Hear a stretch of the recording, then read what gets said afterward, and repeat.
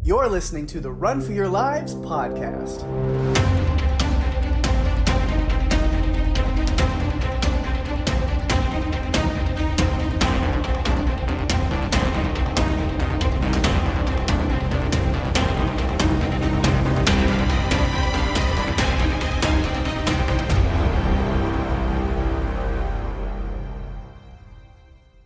Hey everyone, welcome to the show. I'm Daphne. And I'm Pake. And this is the Run for Your Lives podcast. This episode, we are talking about the American horror comedy film Cooties, directed by Jonathan Milott and Cary Murnion, and released October 10th, 2014. Whew. I loved this. It was such fun. Oh my god. Not to show my hand too much, but go ahead and play the whole hand out. Like, this is one of my favorite movies of all time. It is one that I watch over and over and over again when I need a good comedy pick me up, and I share with friends. It's one of those things, if I'm hanging out with friends and it's like, you haven't seen Cooties, then it's like, well, I know exactly what we're doing next time when we get together. Like, it's one of those movies for me that, just... Friends have to share the love of Cooties with friends. Mm-hmm. Has to happen. Yes. This is the movie that, no matter how many times I watch it, I always figure out or see something that I didn't notice before. Because there's just lots of little things that if you blink, you miss it. But to me, it was like an hour and a half of solid fun. Yeah. Yes, there are zombies. Zombie children, to be exact. Or are they zombies? There are kids that have been infected by some weird virus from chicken nuggets. It's one of in the treatments and scripts and screenplays and stuff of the movie, they're never referred to as zombies. They are Cootie kids. They are the Cootie kids. All right. Well, the Cootie kids were really the darkest part of the movie for me. The rest of it was just fun. Mm-hmm. You know, it's been an interesting week, the week we're recording this. It's been an adventure. So I am so excited that this is the movie that was on the schedule for this week, because I really needed some Cootie time. Yes, it was perfect. Like, you said, it's been a week. I've had similarly, it's been a rough week for me, just a lot of different stuff going on. And so, it was the perfect timing to revisit this movie and just really have a night full of literally pausing the movie because I'm laughing so hard. Even though I've heard these lines and seen it so many times I've lost count, it still makes me laugh so hard. It doesn't matter. I feel like it's one of those movies that you can have on in the background, and as hard as you try not to pay attention and just let it be on in the background, you always end up sitting down and watching it because you get sucked into the fun. Oh, absolutely. And I love that. And I so needed this, and I'm so glad that this, in the grand scheme of things, this movie was on our schedule for this week. Yeah. It's perfect. So I feel like we should probably just dive into it, right? Let's go. All right. Yeah. So we'll start it off with some little behind-the-scenes information. I mean little because there's really not a ton of deep dive info for behind the scenes. I do have some cool production notes later, but for behind the scenes, our general stuff, there's not a ton. It was filmed in Los Angeles, California. It is the directorial film debut for Jonathan Milott and Cary Murnion.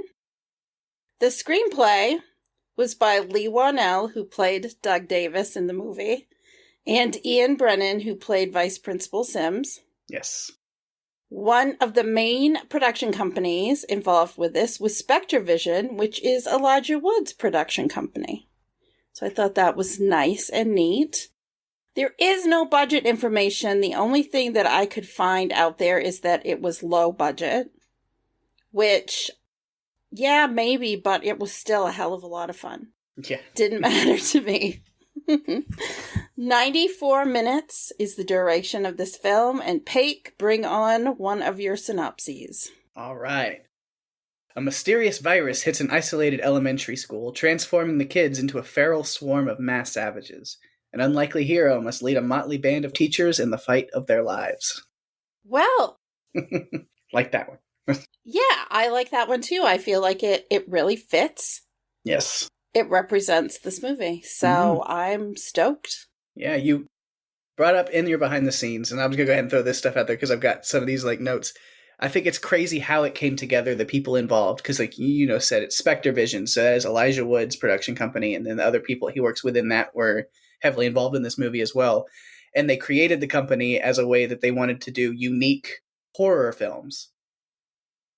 But they wanted it to be a straight horror film. They had no intention of it being a comedy until the wonderful Lee Wanell got involved and was like, it's called Cooties. It's a comedy. Whether you want it to be or not, it is. And it took shape and form. Elijah Wood was like, you're right. It is. I didn't expect it to be. And that's when they started casting some of the people that they did. And it just became the hilarious production that it is. But I love how they brought together, the stuff together of who kind of wrote most everything past the point of the title. Everything was, again, Lee Wanell and Ian Brennan, which Lee Wanell, the creator of things such as Saw and Insidious, and then Ian Brennan, one of the main creators alongside Ryan Murphy of Glee. And they had pointed that out in some of the behind the scenes stuff where they're like, we have the creator of Saw and the creator of Glee making a horror comedy movie. This should not work. But it does. But it does. And it's like, then when you really think about it, they even said, they're like, no, this really is kind of like if you took Saw and Glee and they had a baby, it would be Cooties. Like it. I agree. There even was a musical moment that was cut that I will talk about way later. I so want to see this. Oh, goodness. Wow. But yeah. This is going to be such a fun conversation before we even start. My face is sore from smiling because it's going to be so much fun. The laughter. I feel like this is one that we're going to laugh about. We're going to laugh in it. It's just going to be a joy. So I feel like we have to start. Yeah. All right. As we like to do, we kind of talk about characters and stuff first. So why don't we jump into the lead character, guy who run the production company we talked about, Mr. Elijah Wood, and his character of Clint Hudson. Excuse me, what? Hadson. Yes. Yeah, that's him. Let him in. I feel like we can't mention Clint without talking about the cameo from a really funny lady named Kate Flannery. Oh, yeah. She played his mom, Charmin. Yes. And she was only in the movie at the very beginning, but boy, did she make those few minutes count. Yes, she did. Oh, I love Kate Flannery. People who know me know I'm a huge fan of The Office, so yeah. And having her was great. And then we'll get to it, but Rainn Wilson just owned this movie. So good. So good. Amazing. But yeah, so cast-wise, top to bottom, it's incredible, and we'll go through that as we talk characters. Oh, definitely. But this is also, we'll break down the characters, but I feel like it's an ensemble at the same time. Like, Elijah Wood might be the lead, but the others in this film, it was really an ensemble. And it really was. The way that they played off each other was just, it created some moments in the film that were just fantastic. And I just love it. So we saw Kate Flannery playing Charmin. Mm-hmm. She's reading Clint's script, which we learn later on in the movie that Clint he went to New York. He was trying to write a script, but he actually reveals to another character later on that he was a teacher. Mm-hmm. And that teaching took up so much of his time, he really didn't have time to write his script, his book, his novel. Yeah. So he's returned home, and he's a substitute teacher, but he's trying to write his novel, and he gave a draft to his mother, who first said it was great, and then he said, no, you can give me some criticism. And that's where it went south from there, because she didn't understand things, not only did they not make sense, but she just started picking apart a lot of different things until he finally said, no, this is really great. Thank you so much. But you could tell he was starting to get a little upset and a little hurt that his mom was being critical, but he did ask her to. Yeah. It really shows right there off the bat that, like, oh, he's a quote unquote writer, but he's not good at it. No. And that ties into kind of what we see with him later in the movie, but also I'm throwing out so much bait for just like stuff I'm going to talk about way later because I have the DVDs. So I went down a huge rabbit hole of extended and alternate, deleted scenes and an alternate ending, which that really plays into. So I will get to that in due time. Having not seen any of that, I am so excited and looking forward to hearing what you have to say about it. Yes. Because I had read some allusions to an alternate ending and some other comments, but you really went on a deep dive on this one. Yeah. And I'm just, I'm looking forward to hearing what you have to say about it. Awesome. Yeah. So if I get in my notes of Clint, I have some notes about the character, but I'm going to be honest. About 95% of my notes for this movie are just quotes. I was like, while I'm taking my notes, I was like, all right, so Daphne, you're in charge of analyzing characters because my job is just to come in and quote the movie. That's what I'm doing today. Yeah. For some of the characters, I have a lot of quotes and not a lot of notes because it's just such a quotable movie, especially it is. For somebody like me who's just a huge fan of comedy, dark comedy. Like, there's so much to quote. And well, you know what? In a couple weeks, we're going to be covering a movie that is near and dear to my heart as a guilty pleasure. And I've been down on many rabbit holes about that one. So we'll reverse it. All right. And you can talk about the characters when I go on diatribes about some other things in the movie that I liked. Yeah. So talk about Clint. He's returning to his old elementary school, which we kind of at first think is kind of more under the guise of like, oh, big city life's getting to me and I need to go back to my roots, to my home, my hometown, so I can really get into this writer's mode. And then we do find out after he's talking with Lucy that really, which hopefully, or luckily she doesn't think it's creepy, so that's good for him, that it really was, he was just getting depressed and lonely, not fulfilling his life as a writer and just being stuck in this cycle of being a teacher, that he decides to go back home to look up his like high school friend and crush from 15 years ago. And he finds out she's teaching at the school that they went to. And so he gets himself a job as a substitute teacher there, really just to reconnect with her. Yeah, I thought that was kind of endearing and also a little creepy. Yeah. That he knew that ahead of time. He might have wanted to figure out that she had a boyfriend at the time. I mean, that might have been a good thing to know before he went in and decided to reconnect with her. At least knowing that he really cared for her. Yeah. And there are points in this movie where I was thinking, okay, I know he cares about her, but she's obviously still kind of into her boyfriend. Mm-hmm. So I'm just not really sure where this would have gone after the movie. Yeah, but it could have been an interesting story, because I have that in my notes for her, which I don't have a lot, but yeah. But yeah, it was one of those things where, even when this movie ends, I still don't know what the future of her relationship is because it's very vague. Yeah, you're not really sure where she's going to go.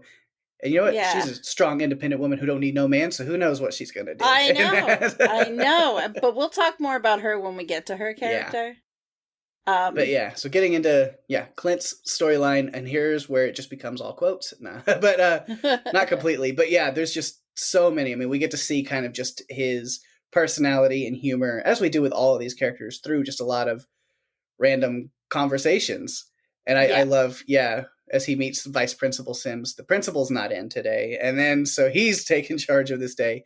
And he's this whole weird, hippie's not the right word, but but overly progressive in the weirdest ways, where he's just we're going to do things this way. Here's my ball chairs, and here's this. But I'm going to take your cell phone. The students can't have cell phones, so we can't either because we're all equals in this, whatever, blah, blah, blah. But then just comes up out of nowhere. If you're asking me to describe my pedagogical philosophy, I'm not.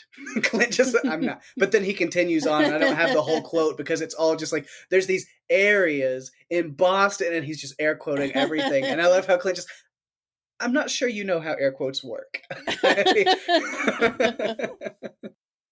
I feel like at that point, when he first is in that vice principal's office, he's just kind of like, what have I gotten myself into? Is this really the principal of the school? This is just, it's not what I thought it was going to be. Yeah. It seemed a bit out there. It's interesting. It's like, well, your room's going to be here. I can take you. It's like, oh, actually, I went to school here. Well, you know what that is? I forgot what he said, but no, don't have that one written down. No, but that's out of sight, right? Out of sight. Yeah, that, you know what that is? Out of sight. Yeah. He's just a weird character. Strange man. And then bursitis in his elbow, so don't put him on him. Yeah. Well, that didn't help. Announcing that to the children didn't help. Didn't really help him at all. Yeah. But so he then, he knows where the room's going to be, so he goes to the teacher's lounge first. That's where we meet our amazing cast of characters that he interacts with a little bit here and there. But specifically, yes, he's looking for Lucy, even though he's good at pretending and playing it off like, oh my God, Lucy McCormick, is that you? And Lucy is played by the amazing Allison Pill. Allison Pill, my forever my Kim Pine. Oh, yes. We've gone down... No, I'm going to stop us from going down a Scott Pilgrim rabbit hole. No Scott Pilgrim rabbit holes on this podcast yet, but but people who know me know that is my favorite movie of all time. Yes. That's number one, and I will. It is. So Allison Pill, Kim Pine, that's who she is.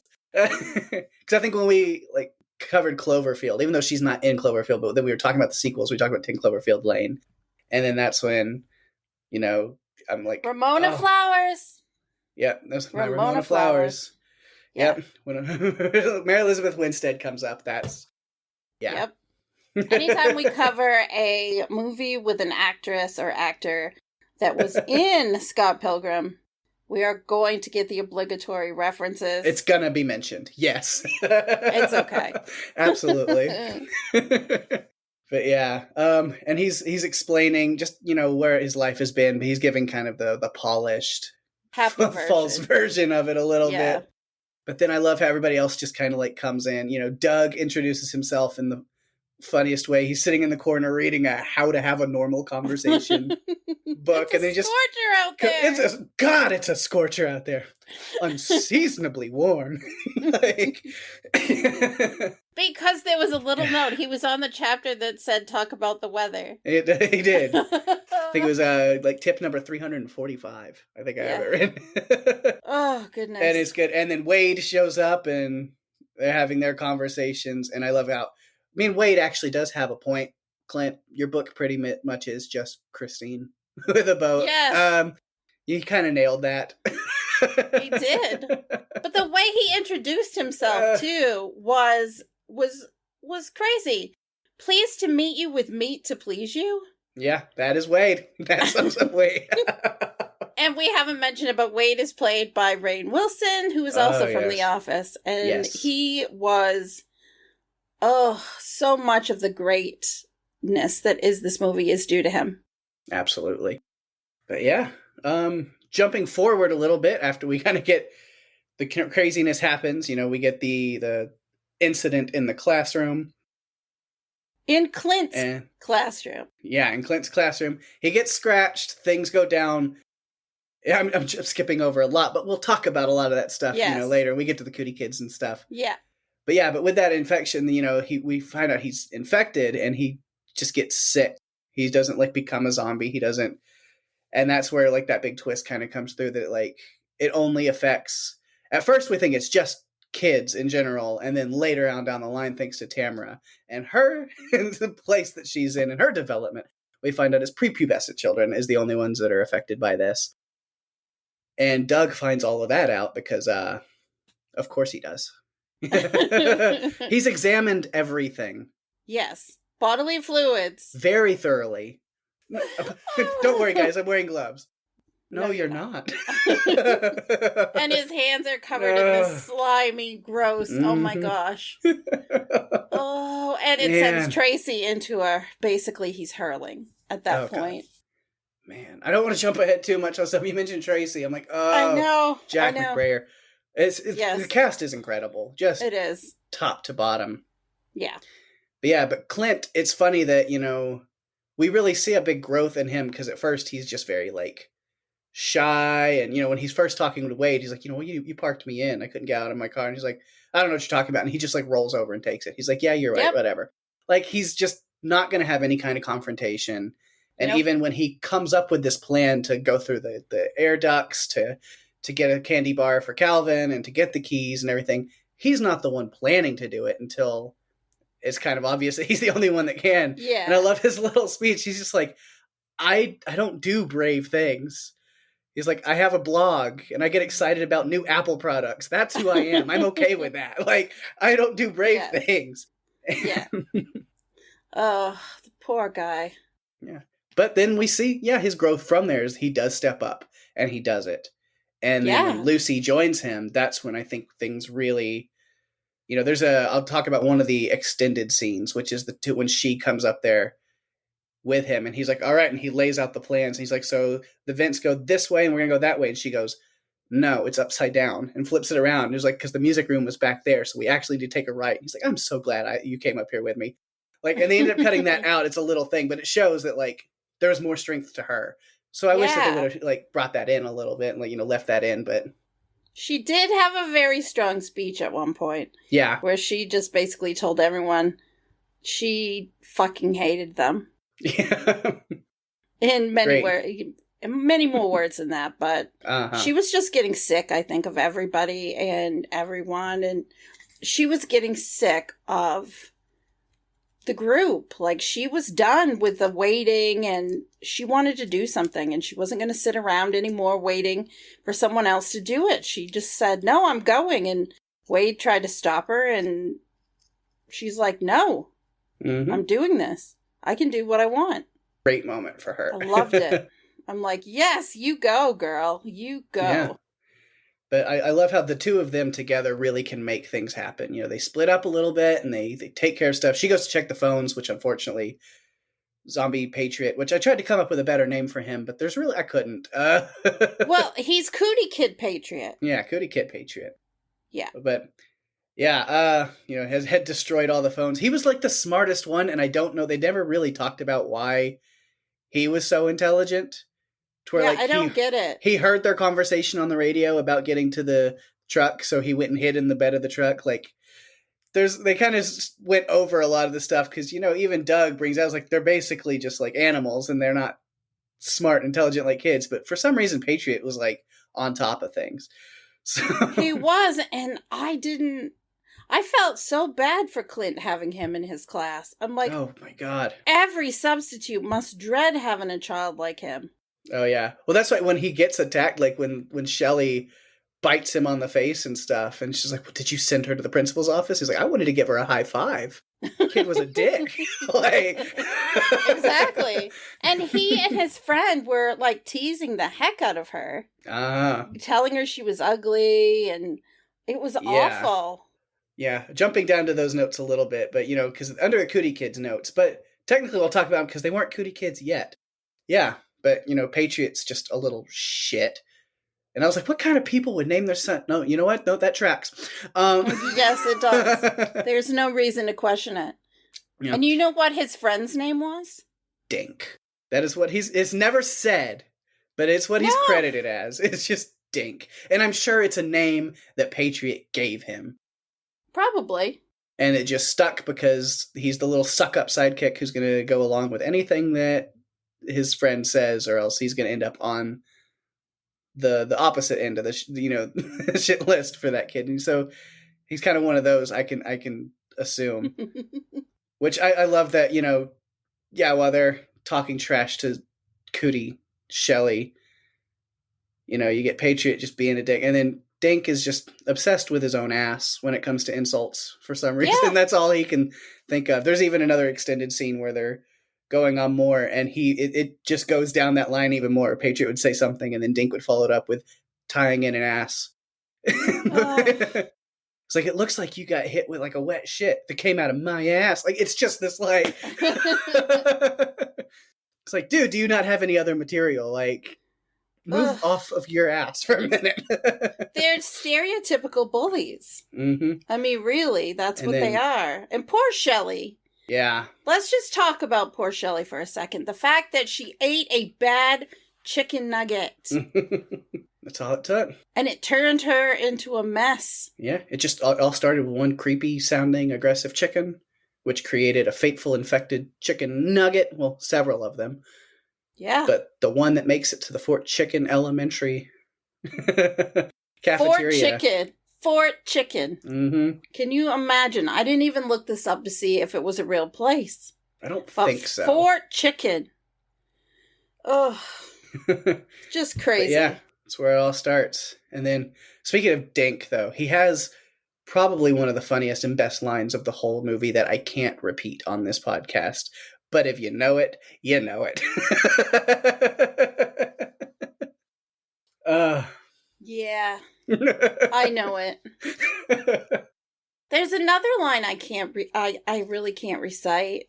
It was when Clint is writing his name on the board, and well, that's it. That's what I'm referring to. I thought that was Patriot that said that. Nope, that is Dink. Oh, yes, you can't say that. You really can't. It's not allowed. That is a bad word. I mean, we could say what we want, but there's lines. Yeah. At least on the podcast. Yes, there are. We're not going to go down that road. But yeah, that was so good. Well, and Clint, I mean, he tried like to be brave, I guess. Yeah. Well, I think it was with him, with how he was in that classroom, jumping back to that. Because I was wondering, he fit into that role, but it was still kind of weird for like the age group. And then it all made sense when he's explaining to Lucy that actually he was a teacher. He says he taught first grade. And it clicked because I was like, yep, that's why it was awkward. Explains. I was like, that makes so much sense as why the way he kicked things off in the classroom earlier in the movie with the way he was joking. Anybody order a sub? Oh, tough crowd. Like it was like, well, I'm a big writer. And he was like and I was just like, these kids are too old for this. But then I was like, oh, he taught first grade. It's like, I bet he slays with the first graders. Oh, absolutely. Yeah. I bet he's their favorite teacher. Like, yeah. Yeah. He'd be the teacher I'd want to see come in. Yeah. I mean, really. And I had a sub teacher at my school that you never knew when you were going to get a sub, but when you walked in the room and you saw that it was him, oh my God, we knew we were going to watch the shark film strips and all sorts of crazy stuff. We always talked him into that. Always. Yeah. And I loved it. It's like, oh, we just... Yeah. His name was Clayton, and he was just the best. Nice. That one he can write on the board and not get any problems with. Yes. Yeah, Clint kind of has a problem. Yeah. That joke. I love it. But jumping back into the future, so their plan does work. There's a couple of little hiccups, but for the most part, they work really great together. They get the candy and get it to Calvin. They get the trucks for the dual rear truck. The dual rear wheel truck. Dual rear wheel. Dual rear wheel. I can say it. It's just that anytime it comes up, I'm not going to say it correctly. No, you're not, because you're doing it to be funny, and absolutely. I think it's perfect. So keep it up. I love that. Which, there's not a whole lot more on Clint as far as just another quote that I thought was great. I do have a few quotes saved for our quote section at the end, but Are you I sure? also just have quotes just scattered throughout. Me too. Which I just love is, look, drugs. You hungry for some drugs? Yeah. Because he came up with the idea of let's throw the Ritalin and the Adderall out to put the kids to sleep. Yeah. They overdosed and went to sleep. Yeah. But I also did love his quote, and I never saw this the first few times. Like, it didn't register. When he's driving, when he's driving the truck, and they, What kind of truck was it? It's a rear-wheel drive truck, and it's red. Dual rear wheel. No. Dual rear wheel. It has a very bizarre-looking chicken or rooster type thing on the front of it, and he uses it. Yeah, on the back. Was it on the back? It was on the back because they ran over Patriot in reverse. In reverse. They got spun. All right. Because you see it at the very beginning when Wade boxes him in, and they focus in on it. So, so he's driving the truck, and they're going to back over Patriot, and he says, eat a cock.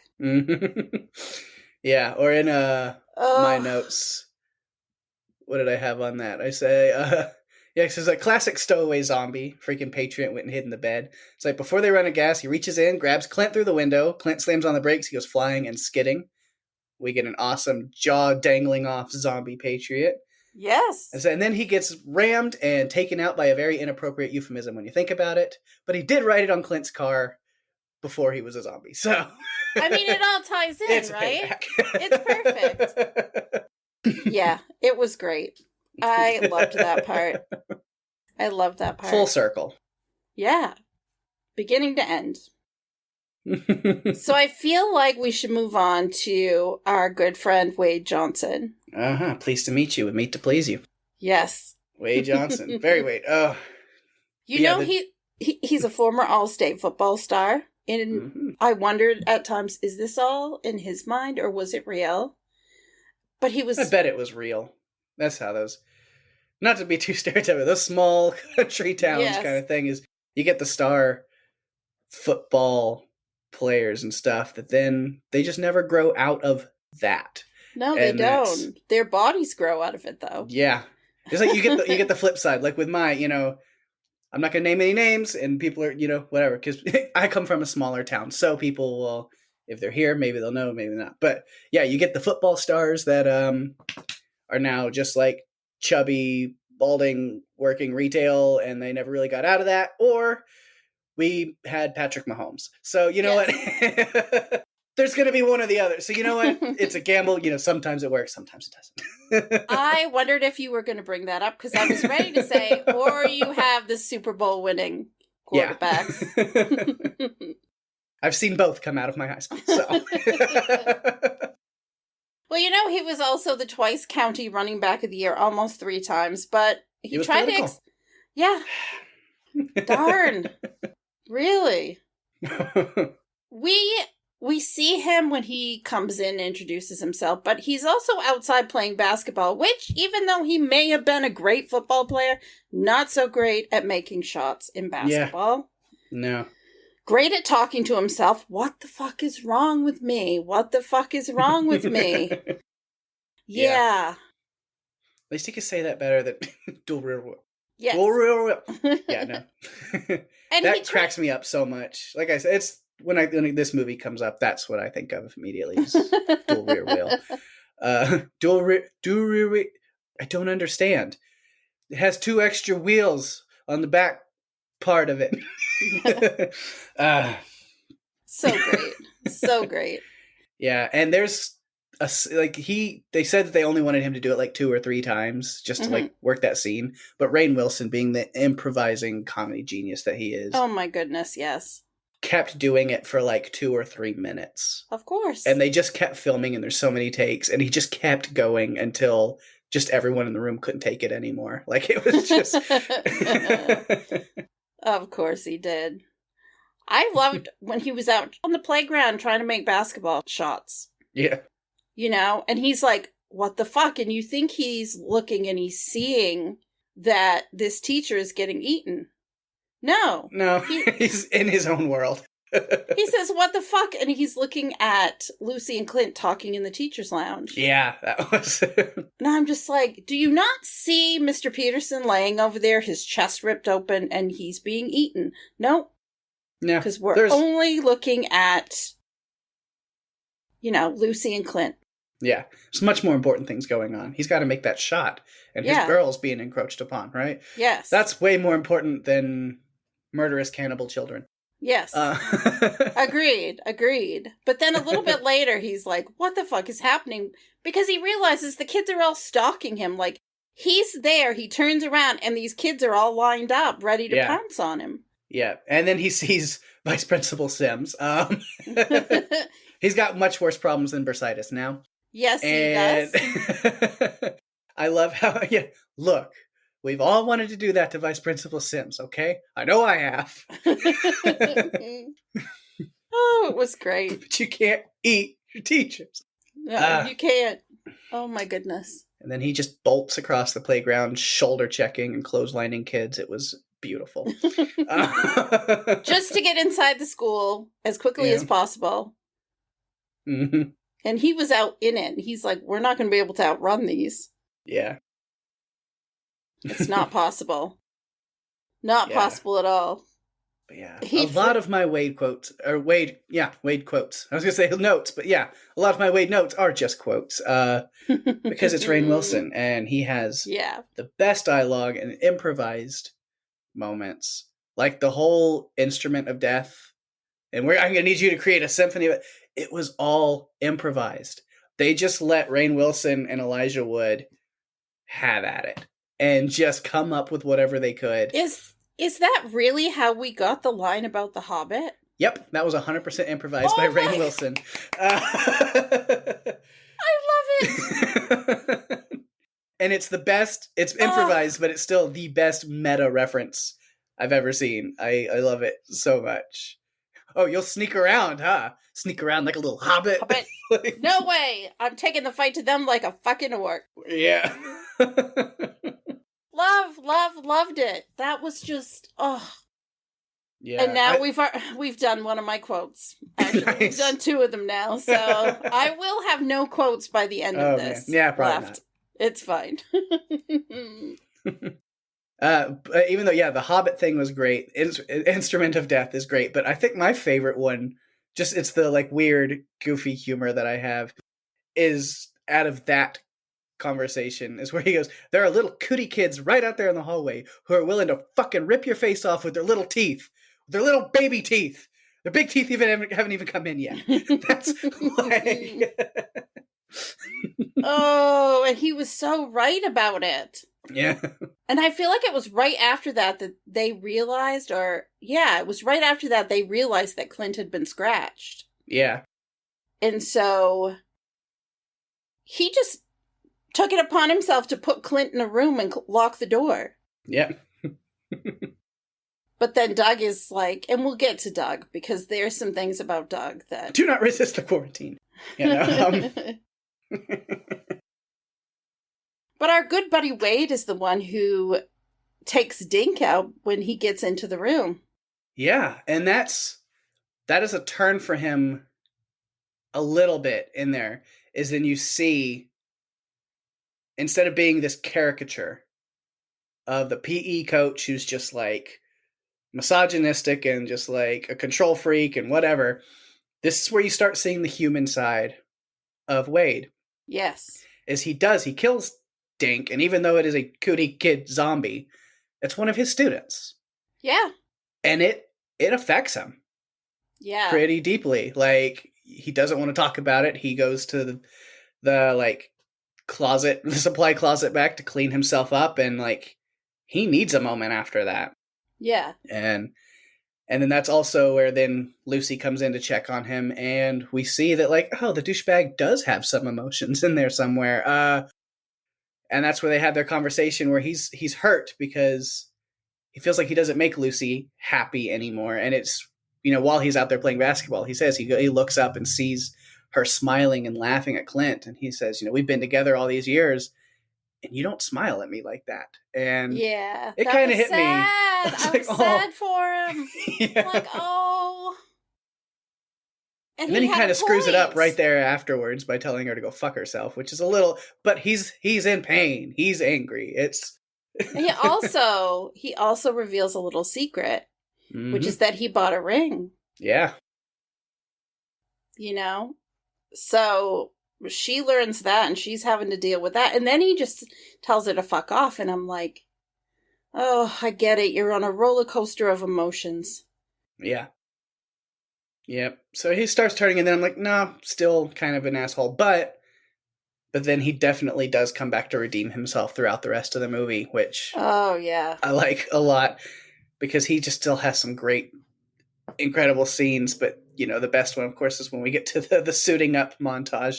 Oh. You know that suiting up montage in every 80s movie. He's like, this is that scene. And it was epic because Doug built some kind of taser. Hitachi has the shears.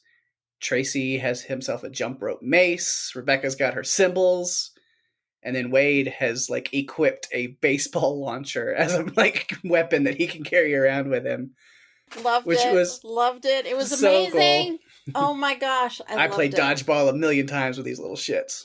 Go for the face. It's the weak spot. Oh my gosh. Oh goodness. Yeah.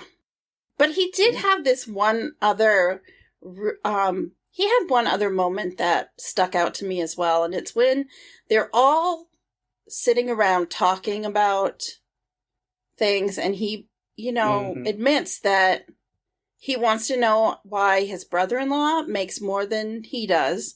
And his brother-in-law makes those foam fingers. Yeah.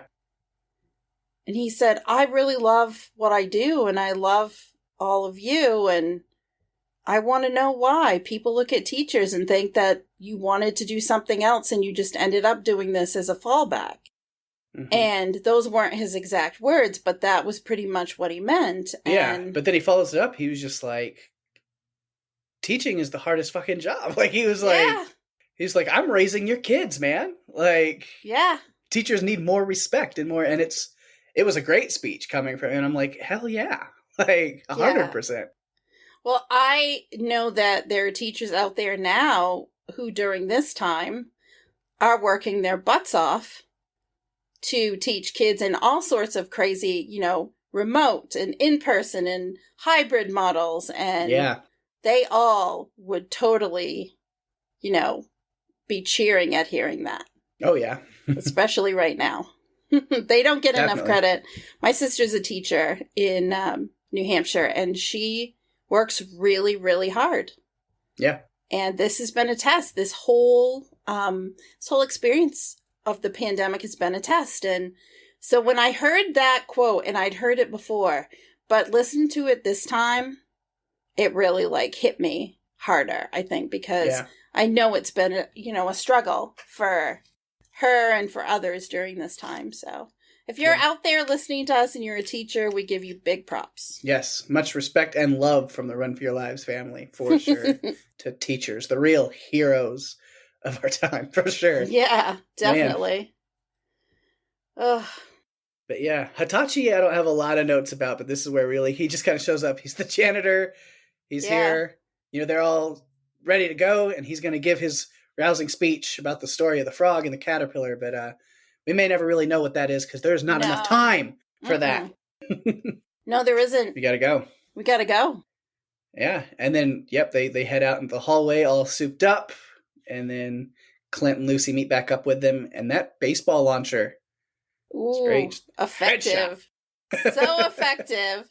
I feel like we should have had some music montage of them walking down the hall, though. That was the only thing at that time I'm thinking, they need to have some clever, cool rock song playing while they're all walking down the hall with their weapons, because it just would have been like, I think, a cherry on top of the cake. But yeah, they go down the halls, they head out to the playground, and they make their way to the truck, just slicing and dicing and kicking and punching. Doing what they gotta do. Yeah, it was awesome. And then they get to the point where they're about to get to the truck, and then Wade sacrifices himself, and only Daphne is seeing my Air quotes. The The proper, let's just say this, the proper use of air quotes. Yes, take a note, Vice Principal Sims. But yeah, so he does that to hold off the zombie kids, the Cootie kids, so the rest of the group can get away in his truck. But of course, like I said, air quotes, because he doesn't really sacrifice himself. He actually survives and shows up to bail them out later. Although that was not the original plan. He really was supposed to be the end of Wade Johnson. However, again, like you said earlier, the cast was just so incredible they had to write it back. Because that alternate ending I mentioned does not have Wade in it because he did die at this point if they went that route.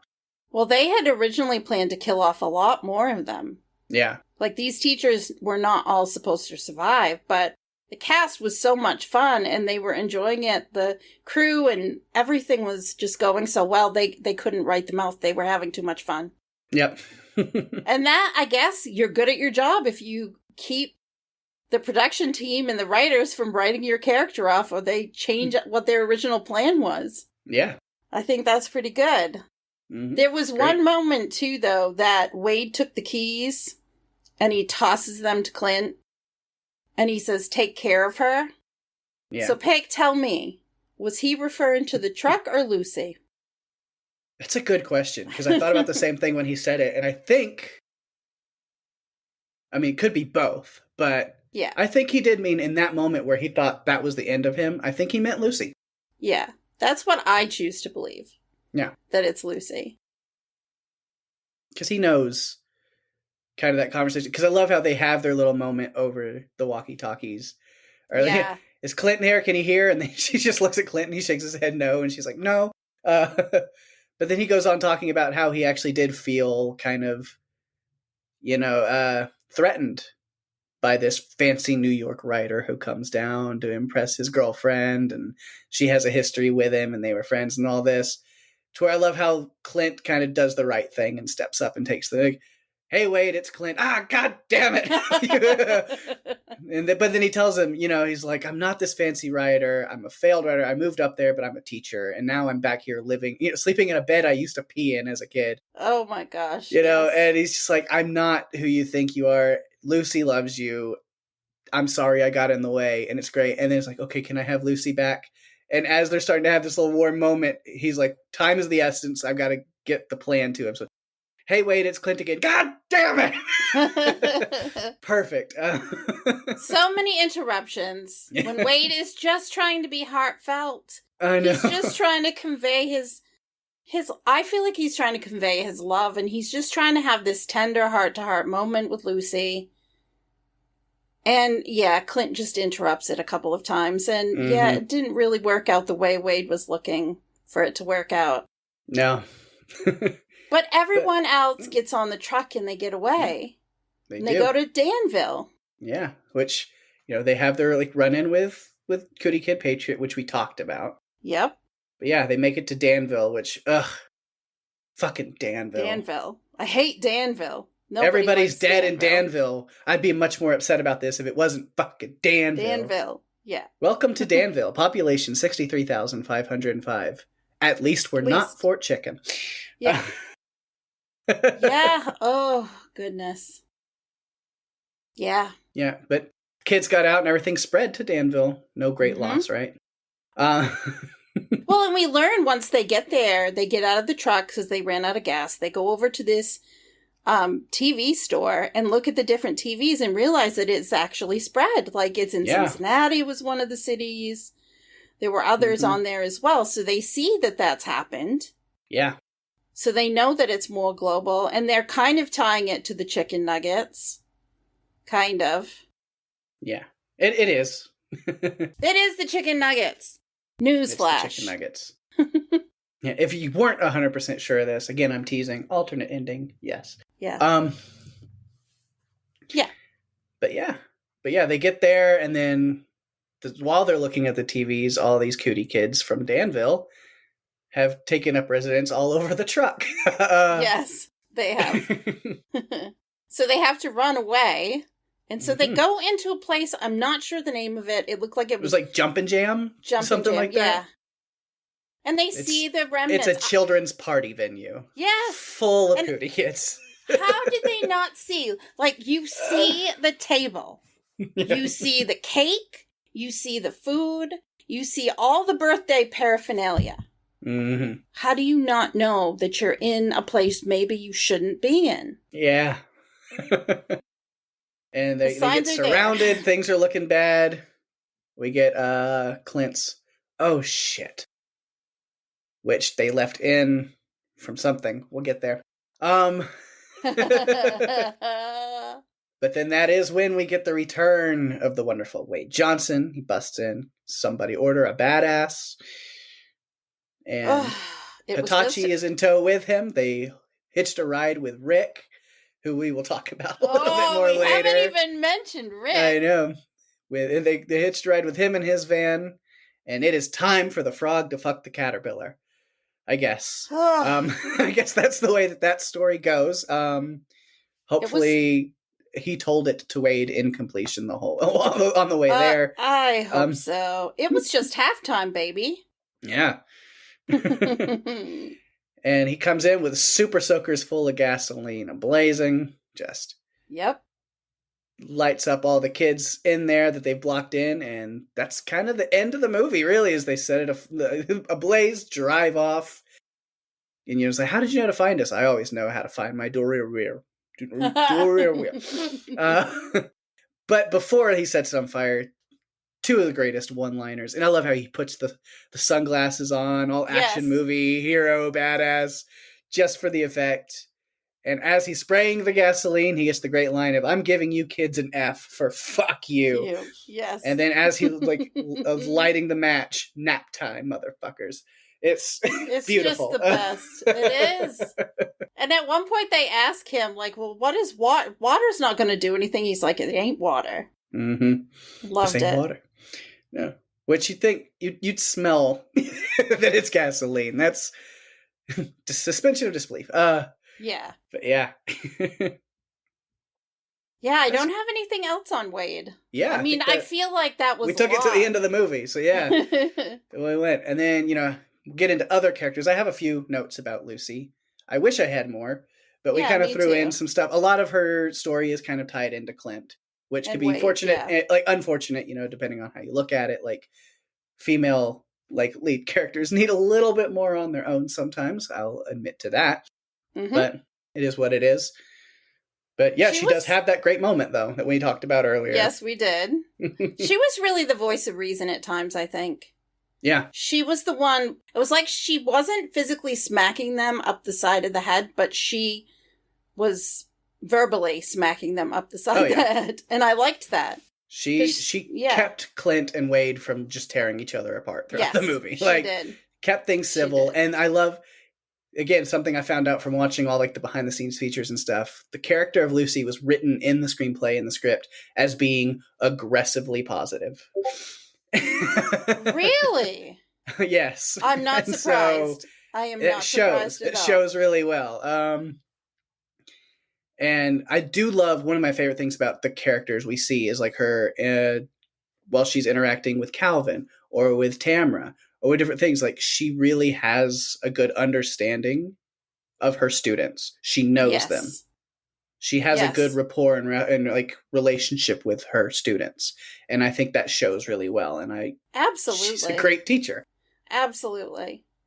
Yeah, she's got that, nurturing nature, I guess you would say. Mm-hmm. She's very comforting to them when they're going through things. Because Tamra is obviously terrified. How she was able to survive outside for that amount of time, I don't know. Who knows? Yeah. Oh.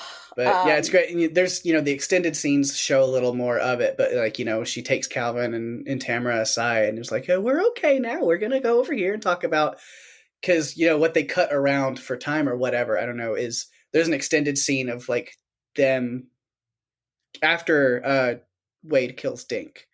And they're kind of inspecting the body, what's going on. There's a scene of you get to see Doug pick him up by his legs and drag the body all the way through the room towards the bathroom. And as the body's being dragged past, Tamara, and then she's like, oh, we're going to go over here now. And we're going to talk about positive things. And we're not going to look at that. And we're going to, It's very... She's very, like, she's trying to distract them from what's going on. Mm-hmm.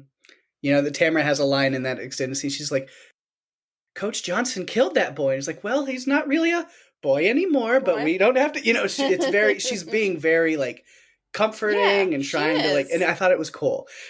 Yeah. She's trying to keep them from being as damaged as they're going to be once they get through this, right. this situation. For sure. But yeah, that's about all I have on her, other than, like, I said, her relationship future, we don't really know. Because I think, originally Wade was supposed to die, and you think, okay, well, then she would end up with Clint. But now they're both there still with her as the group moves on from Danville, and we don't really know. No, and I don't know who I want her to be with, because I'm kind of torn. Yeah. At the beginning, I'm like, oh, she should be with Clint. But then when Wade had his, like, come up, he came full circle and became more human, I guess.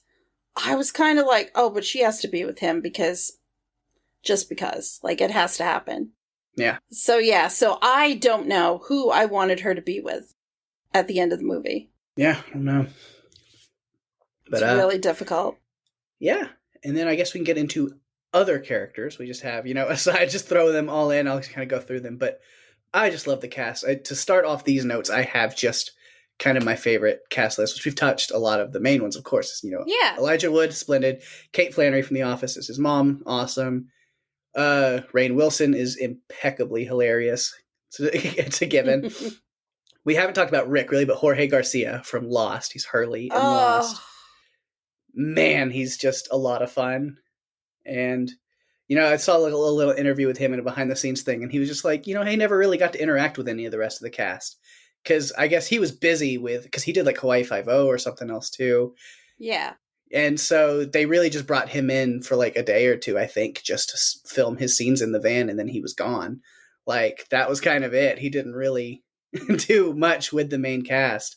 So, he said it was like filming his own little movie. And there's a lot of it that got cut. There's a lot of extended scenes of him tripping, not just his giraffe friend, but he has a panda. Or then there's a lot, which we don't see the panda. They kind of cut outside of the van. You hear him go, oh, a panda. But they also cut a lot. They filmed a lot of scenes, which I watched them, which he is visited by alternate universe Rick. And it's him in a suit sitting in the passenger seat. And it's him talking to himself. He's like, I'm who you would have been if you wouldn't have, become some security guard at a school just doing drugs. Like, I don't do any drugs. I'm a famous, it's like, I grew up and, fulfilled the dream you always wanted. You're a famous Hollywood stuntman? Yeah. Why are you wearing... Stuntmen don't wear suits. Incredibly successful ones do. Because they can afford it. And it's this whole, like... And he's just like, so... And he has this whole, like, conversation with alternate universe him. And it's... yeah. Oh, wow. I really need to see these. Yeah, they're great. Well, when we meet him, he basically wonders if Clint is his dealer. Yeah. Or he thinks... when Clint drives by that it's his dealer and it isn't. But he finally does meet up with his dealer. And he goes to hang out in his van and starts smoking his shrooms. Yeah. And he turns on the radio and he starts hearing all these things about... he's just... The whole time he's having a terrible, terrible trip. He's just tripping balls. Well, he calls the principal and said, I think the kids are eating Mr. Peterson. Yeah, he's like, it could be the medication I'm on for condition. Sure. But, But then the cop comes and all the teachers think, oh, he's going to save us. No, he gets eaten and bitten. Which Sheriff Dave was played by Matt Jones, Badger from Breaking Bad. Oh, boy. And God, I love him too. He's so great. Did you all eat cherry pie for lunch or something? Yeah, no, they didn't. They've got a problem and you're about to be part of it. Or a solution. I'm not sure. Yeah, he's taken out by Shelley, who has gotten out of the fence and snuck into the back of his squad car the same way that Patriot gets into the truck later. Some of them, I guess the really early ones are somehow smarter and know how to do these things. I don't know. Maybe it depends on how you're infected, and maybe Shelley, since she's patient 0, is the most intelligent. Yeah. And then Patriot, because he was infected from Shelley, is also kind of intelligent, but not as intelligent. I mean, maybe there's some, like, hierarchy of intelligence that comes from who infects you. But that said, Rick was freaking out thinking the cop was going to bust him, so he ate the rest of the shrooms. And then he continues on his little merry high, talking to giraffes, and it sounds like pandas, and his alternate universe self. Yeah. That we didn't get to see. Yeah, it was a ride. And then, some of the other teachers we talked about. I mean, Lee Winnell, we talked about. He's hilarious. Love him. Oh my god. Doug is just perfectly creepy, awkward. He was studying everything. Like, he saw Shelley at the door and he's looking at her. He's like, she's got raised blisters of a virus. And he looks at her and says, I would love to get inside your head. And she ran off and he says, I guess she's going to commit murder somewhere else. And just like, oh my goodness. And his thing about quiet please and always thinking Rebecca is talking when she isn't. It was so amazing. All 3 times that he says it throughout the movie, I cracked up so hard. He says, everybody be quiet. Quiet, please. Quiet, please. Quiet. And nobody's saying a word. I asked you to be quiet. Rebecca, quiet, please. And she's not saying a word. And I didn't hear this or notice it the first time I watched the movie or even the last time. And I've seen it 3 or 4 times or more times. And he says, he's so smart when it comes to these things. Like, I didn't realize, like, he really knows shit. Yeah. But I guess his brain was impaled by a 6-inch spike. Mm-hmm. So sometimes he says the wrong words. Yeah. But during that time... That'll explain that sometimes while I'm talking, I say the wrong rowboat. Yes. But he learned all about the brain during that time. So he's, like, sitting there deducing everything. He takes Dink, as we talked about, and drags him into the other room and dissects his brain to reveal that it's, like, black. Yeah. From all of this virus. Like, it's completely destroying the brain. You know, and he's like, it's a virus. And he used the oldest scientific instruments when inspecting Clint's bodily fluids. And that's all I'm going to say about that because we've already talked about it. It's kind of gross. Oh, he's just got those lines. So the Rebecca, quiet, please, because he does it 3 times. The first 2 times are nothing. And he's going off his, like, psycho babble, and she's just like, you're doing it again. You're doing it again. Rebecca, quiet please. Like, you see, that time I was actually talking. Like, but his lines, I love. So one of the first ones he has that just cracked me up was, it just cuts to him in his classroom with the kids. Oh, God. I know where this is going. The cancer took my uncle's stomach, but his divorce took his mind. Anywho, that was my weekend. Oh, I remember seeing that and thinking, I don't know what took your mind, Doug. Right. Well, we do find out. We do now know, and that's kind of cool. One of the first things I liked was when they were all in the teacher's lounge, and he just kind of walks over, looks out the window, and says, oh, look, carnage. Oh, look, carnage. It was great. He was a bigger part of this movie. When I was first putting my notes together, I'm like, okay, these are the main characters, and these are the other characters. He was much bigger of a character just because he was the one figuring shit out, and you didn't think that he would be the one to figure it out. Yeah. Because something seemed off about him. We learned why. But he also was stalking people outside windows. Oh, Tracy, he likes to pace around. Yeah, he paces like this late at night when he's on the phone, too. It's ridiculous. How do you know that? It's great. And now, thanks to Doug, I might want to pronounce it hypothesis myself also. Yes, I think my own personal hypothesis. Mm-hmm. Now, what about when he goes and gets the chicken nugget when they're at that jumping place? And he's like, going to make a nugget vaccine. Yes. And he's like, now get out of here. Nugget out of here. now get out of here. He's committed to the bit. He's not He's not giving up. He's not giving up. He's gonna see it through. Yes. Let's see, who else do I have? Again, I have Nasim Pedrad, who played Rebecca. I don't have a lot of notes on her other than her quiet please with Doug was great. And she has a hilarious line, like whenever they get Tamara, but then the rest of the kids come running up. They're in the trees! Killed me. Of course they are. Kids climb trees. But yeah, I love Nasim Pedrad. I mean, I've watched her on SNL a bunch back in the day, and she's hilarious. And she just always nails the characters that she plays. Even if they're not very likable characters, she knows how to make them fun.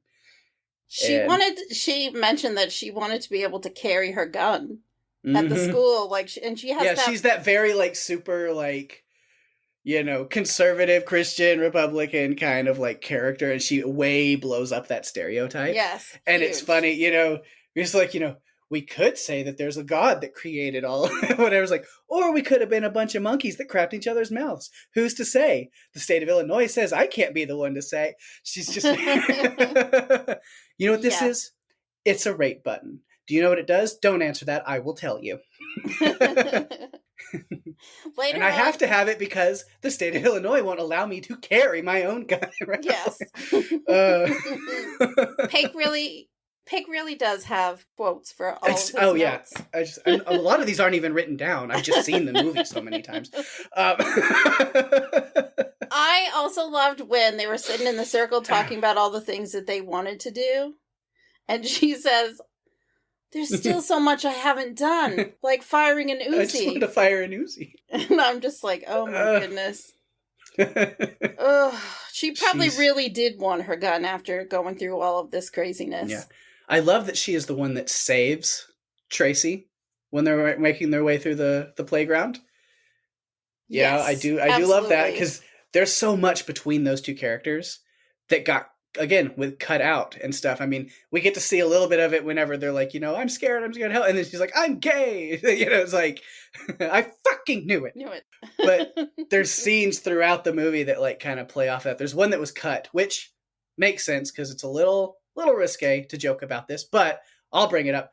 But yeah, there's like a scene where, you know, Tracy's like, okay, let me take Calvin and I will help him work on his, you know, English test kind of thing or whatever while you guys figure out. And then she just like, do you think that's such a good idea? He's like, what are you talking about? He's like, I mean, for you to be alone with him, you know, just so you're not tempted. So you're not tempted to act on your feelings and your ways. And he was like, what are you talking about? It's like, your gayness. And he's like, I'm not gay. And even if I was, that doesn't mean I'm a pedophile. Like he goes up and he has a great line though. And I understand why they cut him. He's like, if anyone's a pedophile, he's like, I'm a teacher. If anyone's a pedophile here, it's Doug. And Doug's standing right there. He's like, no offense, Doug. And he's like, no, it's cool. I get it. Like it's very, because like, Doug is certifiably creepy. He's so creepy. Doug was talking to Tamara and freaking out that because she didn't know what menses were. Yeah, but then you just see like there's like this like tension between Rebecca and Tracy over that. And there's another scene that's not even like really cut, just they never got a clean take. The only versions I saw of it were bloopers. They couldn't get through it. But you know, where Tracy's talking to her about that and it's just like, you know, your whole view is skewed. It's what? Skewed. He couldn't get through the word skewed, which is hilarious. Oh, goodness. But it's like, well, I'm not some kind of grammar whore. It's like, no, grammar whore, no. Regular. Like, they just like couldn't. And she was like, I don't disagree, but that is rude. It's they were just riffing with each other, and they never made it a like clean version of it that was them not laughing their way through it. But you see that, and then there's an extended scene again where Doug is kind of extracting the brain from Cootie Kid Dink in the bathroom, wherever, and she goes off. Is like, this is disgusting. They really need to put dividers in these things. Like, why are you worried? He's like, I mean, it's just so messed up. All these little boys going to be in here looking at each other's penis areas. And he was like, and so what if they do? And he's like, you're trying to make it sound like it's a good thing. And like, she's attacking him again on that. And so it then goes further to where then when he makes that, you know, I'm gay. I fucking knew it.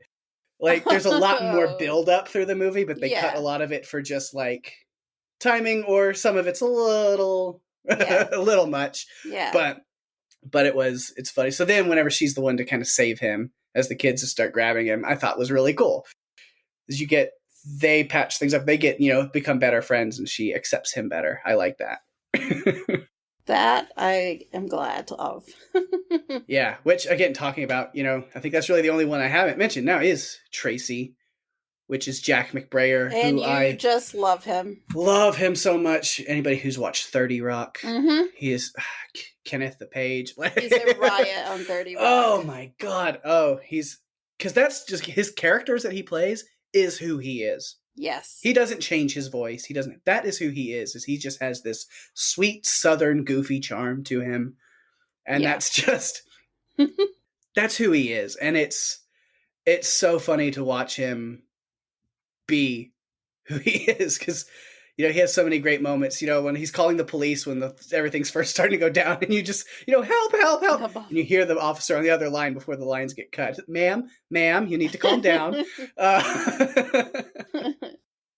He's talking to the little cootie kid girl, Angela, through the window. And he says, "It's me. Angela. It's me, Mr. Lacey," which then I was like, his name is Tracy Lacey? Lacey, yes. It is. It's Tracy Lacey. Which is great. And then my favorite line of the movie, probably for the fact that the funniest at least, that it was one that I was like my chest was hurting. I was laughing so hard, even though I've seen it. And it's just Cootie Kid Patriot busts into the teacher's lounge, and, Clint gets pepper sprayed by Rebecca, and there's all this, but then Patriot jumps up and he's charging at Rebecca, and she moves, and he tackles some random other teacher who has not been seen in the film up until this point into the locker, and the door shuts as he's mauling her. And Tracy, Jack McBrayer, goes, "No! Who was that lady?" It's I lost it. Just, who is that lady? No. You know what? We were wondering who it was. I know. They didn't know either. Speaking for us, and some of my favorite quotes are I have just a lot of Tracy quotes. There's also just a whole exchange that they have when they meet Calvin. They run into Calvin. And he's in that room, and they come in, and Rebecca, "Kill him, I hate it, kill him." And Tracy goes, "No, wait. He's not like the others." And then he looks at Calvin, "I'm not just saying that because you're the only black student in this school. Our differences are what makes life beautiful." But he Calvin goes, "What's going on?" And Rebecca, "Kill him." And then, Lucy comes in, "No, wait, Tracy's right. Calvin, are you okay? You don't have a thirst for blood or anything." He goes, "Why would I do that? I'm studying for my English test." And Doug just, "Oh, great. How's it going?" That whole exchange is hilarious to me. Oh, goodness. And then, of course, my favorite peak McBrayer moment is when he's having a little moment of panic before they head out. And he's like, "We're all going to die in here. We're all going to die." And Wade is like, "You calm down. He's like, "Okay, I'm calm." And then Doug comes in and just slaps him in the face. Yells, "Calm down!" And slaps him again. And his reaction, "I'm calm! I already said I was calm!" It's the way he delivers it, it's just it's peak Jack McBrayer. I don't know, we can get away with playing clips on here. I actually had to record it on my phone because it's so perfect.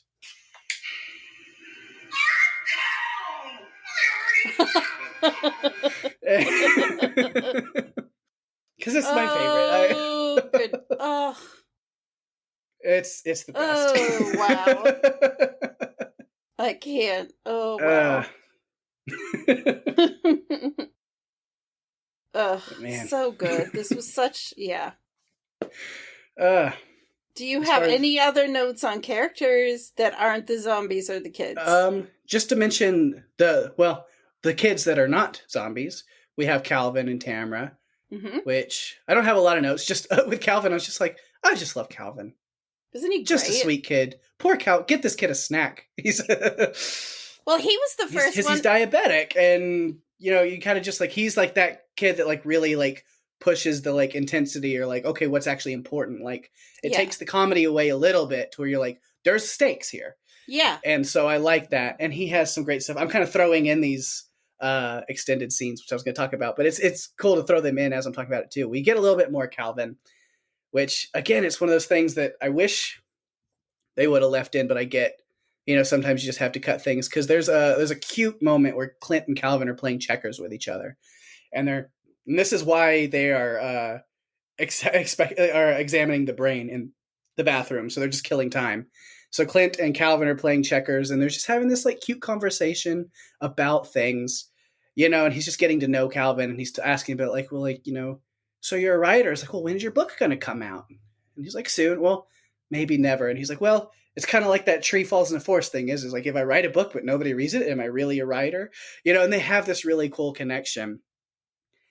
And then Calvin, says, I was supposed to be in the 4th of July pageant. I was going to be Uncle Sam, but they told me I couldn't be Uncle Sam because I'm not white. And there's this whole, you're like, oh my God.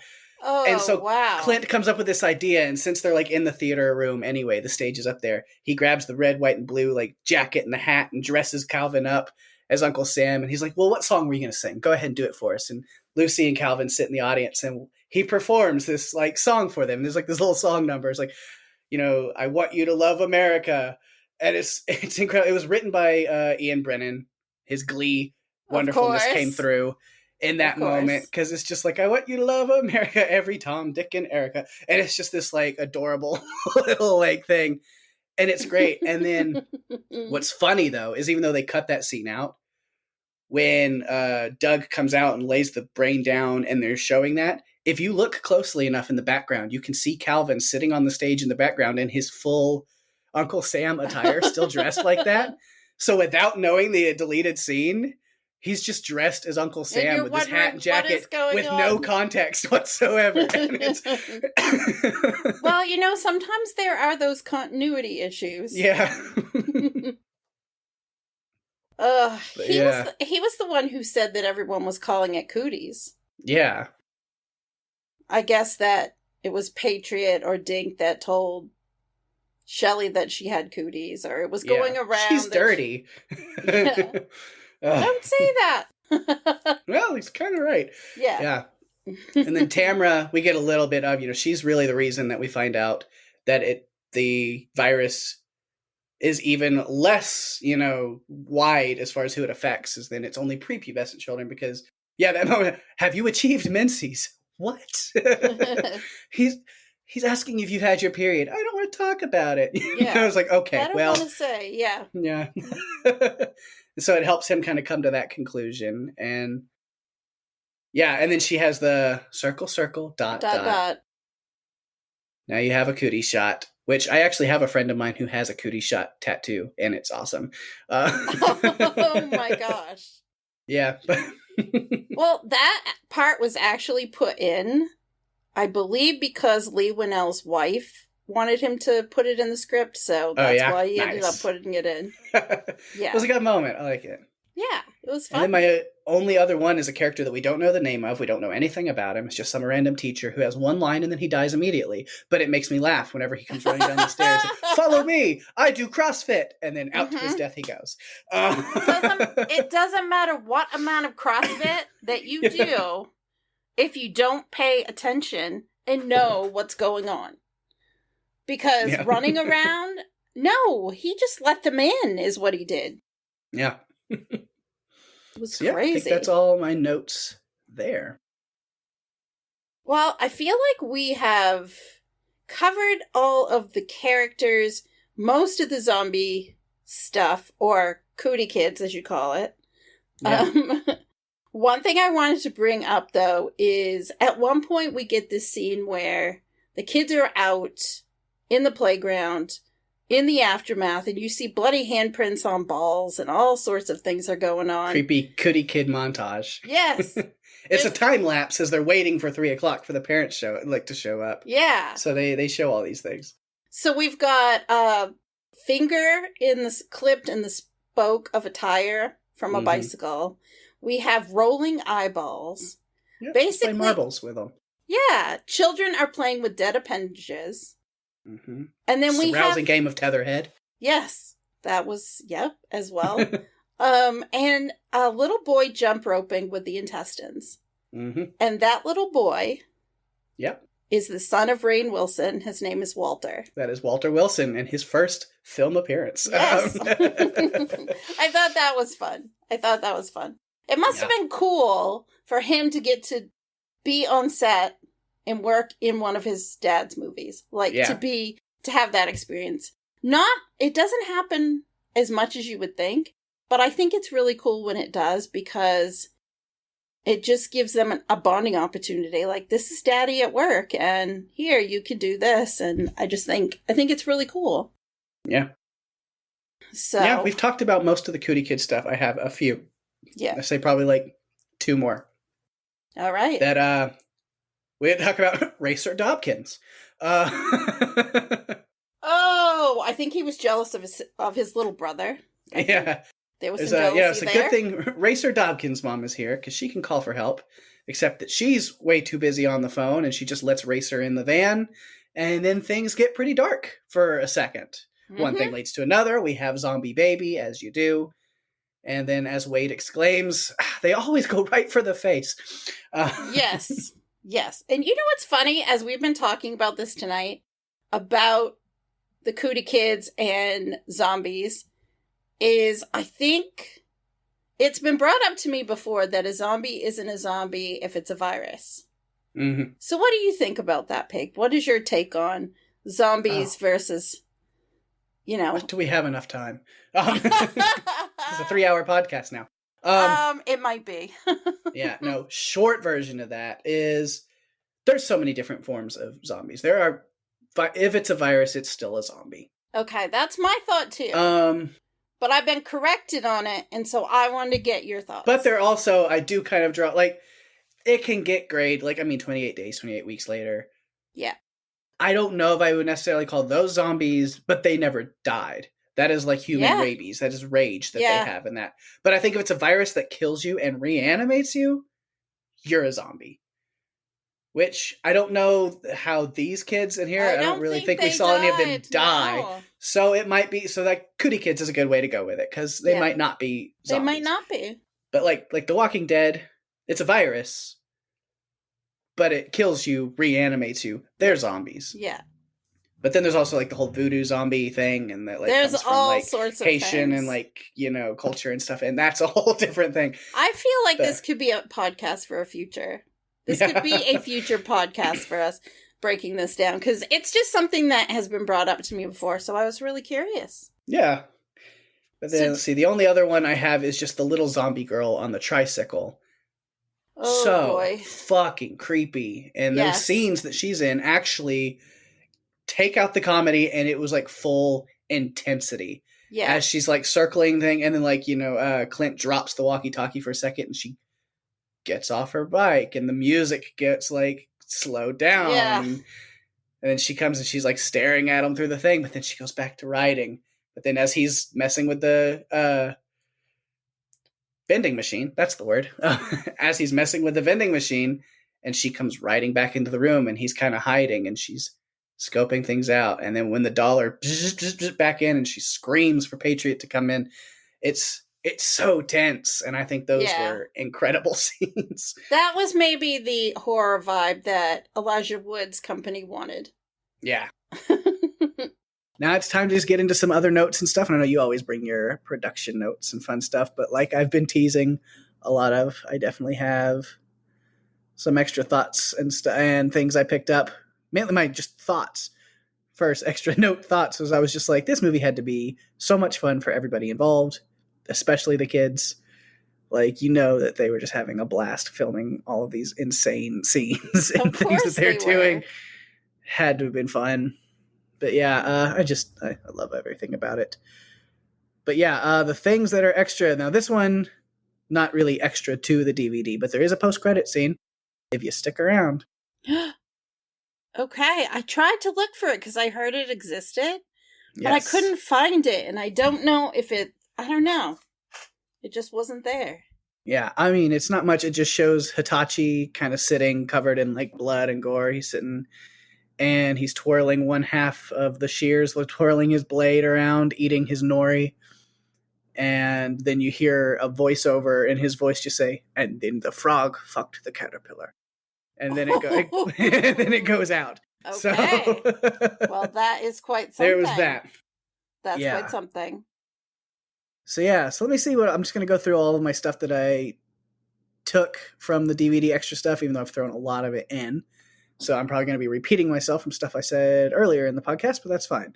The things that I learned. So I said it was originally planned as a straight horror film, but Lee Winnell decided this has to be a comedy with a title like Cooties. And with, like I said, from the creator of Saw and the creator of Glee, something crazy is going to happen for sure.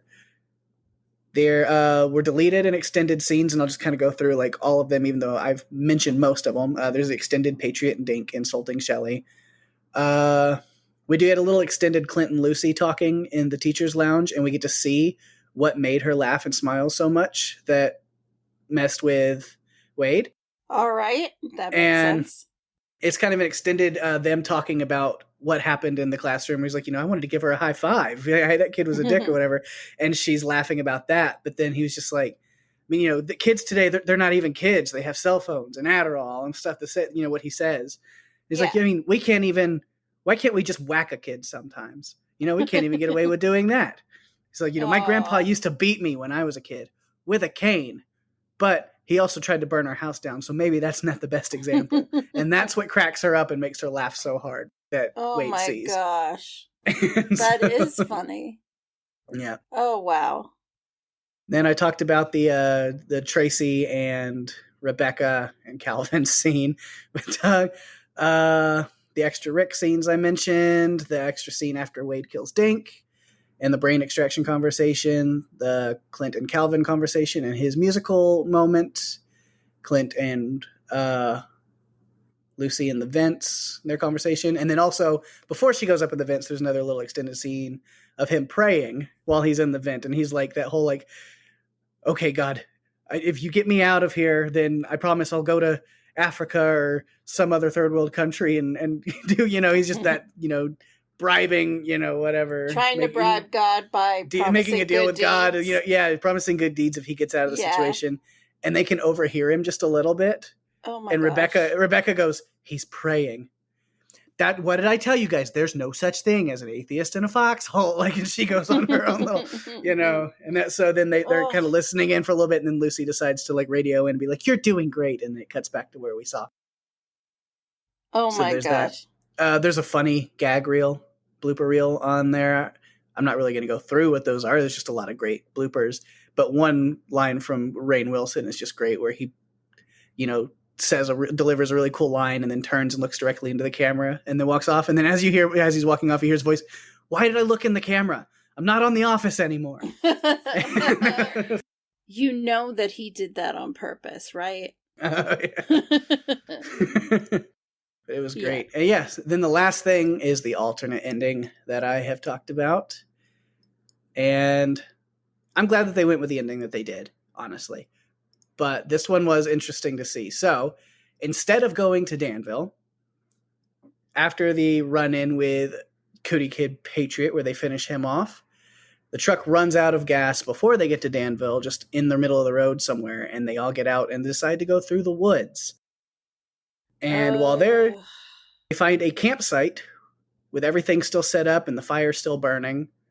And I think Doug makes some kind of quote. He's just like, any good Boy Scout knows to never leave their camp unattended or abandon the camp or whatever. And then they're all there and there's like beers and food and snacks and stuff. So they're all sitting around the fire, and Clint takes his novel out of his backpack and he's sitting next to Lucy, and then he throws it in the fire. And she's like, oh, no, your novel. And that's when he turns and he says, now that's all that book was good for. I'm not a writer. I'm a teacher. And it's kind of, that cool moment. And then they start hearing giggling and laughing. Oh, no. And that's when they realize there is somebody hanging dead from a tree nearby, all bloody, an adult who's been killed and is hanging. And then they realize they have been surrounded by a bunch of cootie kids, mostly a zombie Boy Scout troop, and led by a girl who I think is Shelley after she escaped in the police car. So, oh, goodness. And then it ends on Clint going, oh shit, like he does whenever they find themselves in that building, but then it cuts to title from there. Oh my goodness. And then throughout the credit sequence are showing like trucks from the Fort Chicken, the chicken nugget company, delivering chicken nuggets to all kinds of like places, like packed places that would have a bunch of kids in them. And it shows like an amusement park, an aquarium, and then it shows them dropping off nuggets at the golf and stuff from Karate Kid. So that was kind of cool. Oh my goodness.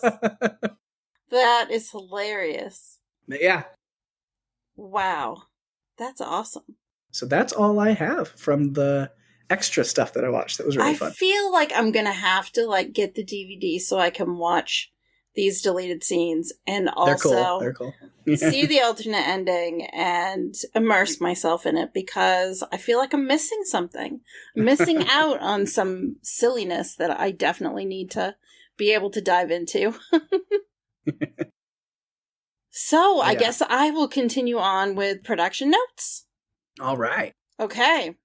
So Jonathan Milott and Cary Murnion met at Parsons School of Design, where they teamed up to run their own animation, design, and advertising firm so that they could explore filmmaking together. They've done a total of 3 films: Cooties, which of course was 2014, Bushwick, which came out in 2017, which I think could be a movie we could cover at some point, and another movie called Becky that came out in 2020, and I didn't read a synopsis of that one. Yeah, I have not heard of or seen either of these other ones, but I kind of want to check them out. Yeah, me too. They were both well known for creating commercials for some pretty big name brands. And when they were approaching this pitch meeting, they did it like they did with commercials. They created this lookbook full of photoshopped stock photography images.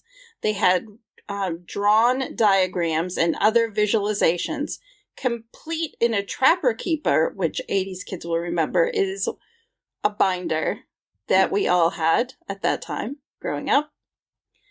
And yeah, so it was successful, obviously, because we got this movie. The shot of the blonde-haired boy, Dink, running over to the girl at the fence, where where he's running and kind of zigzagging through to get over to her, was inspired by scenes from Gus Van Sant's Elephant. And I don't know if you've seen that, Pake, but it's quite a movie. I have not seen that. Yeah, it's a movie about a school shooting. And it's very interesting how it was put together. And I kind of got that vibe from watching it. And then once I started digging into this movie, I found that out and said, okay, that makes sense, because it reminded me a lot of that. There was a guy with blonde hair that was almost always shown from the back. So it was kind of cool to learn that. This is the second time that Elijah Wood plays a character who fights monsters at a high school. Remember The Faculty, which we covered on Run for Your Lives. He was a student in that one, because of course it came out in, I believe, 98. And this one, of course, is much later, so he was a teacher. We've already talked about Leigh Whannell, who played Doug, being well known for his Saw franchise and the Insidious series. And I already mentioned that originally more teachers were going to die, but Whannell blames the cast for being too good, so he didn't want to kill them off. That includes Rainn Wilson's Wade, who was originally supposed to die at the school in that heroic action. However, they went with an alternate ending and did not kill him off. I already mentioned, too, that Rainn Wilson's son, Walter, played one of the infected kids playing in the school playground. He was the one jump roping with the intestines. Can you imagine? That must have been so much fun. Oh, yeah.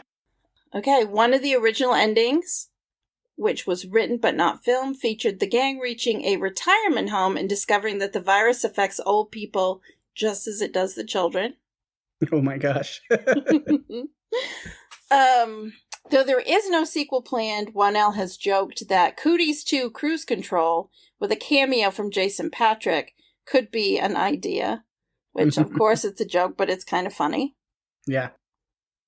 So, yeah. And that, actually, reading that reminded me of another movie that I think we have to cover at some point.